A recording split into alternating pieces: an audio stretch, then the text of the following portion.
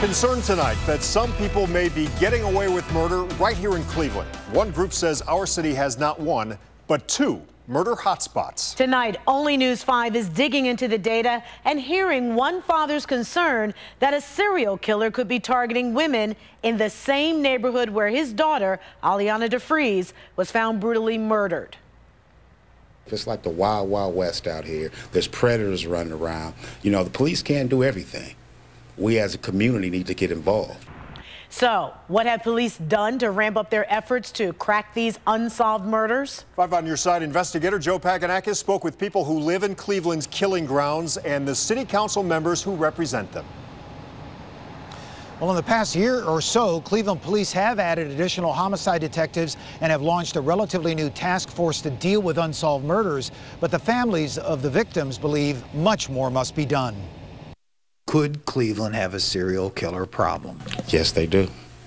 I honestly believe they do. Damon DeFreeze, whose 14-year-old daughter Aliana was abducted and murdered in a Cleveland home in 2017, believes a series of unsolved murders along East 93rd in Cleveland can't be ruled out as the work of a serial killer. This looks like a hunting ground.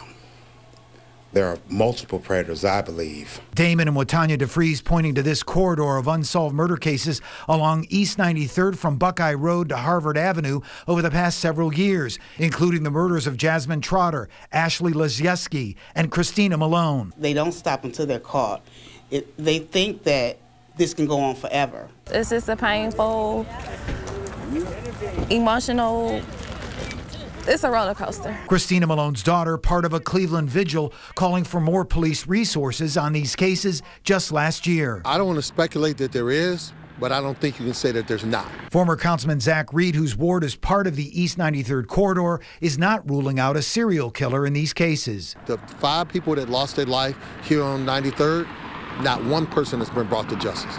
Not one. We think we see 2 generalized corridors. Murder Accountability Project founder Thomas Hargrove says his Virginia-based nonprofit found a second suspicious corridor of unsolved murders in a diagonal sweep along Euclid Avenue from East Cleveland and a few miles to the south. The organization providing key data to help Cleveland police in the creation of a homicide review task force, which is getting results. But Hargrove says more resources are needed across the country. We simply have insufficient homicide detectives in America. Meanwhile, DeFreeze and Reed say whether these unsolved cases are the work of one killer or many, more must be done. Lack of police on the street, lack of police in our specialized units, and the lack of technology that the monitor even says we don't have. You put those 3 together, you got a perfect storm. And the Murder Accountability Project is working on compiling a national list of unsolved murders, hoping that police will be helped in connecting these cases both here in Cleveland and across the country. Reporting live in Cleveland, I'm 5 on Your Side investigator Joe Paganakis.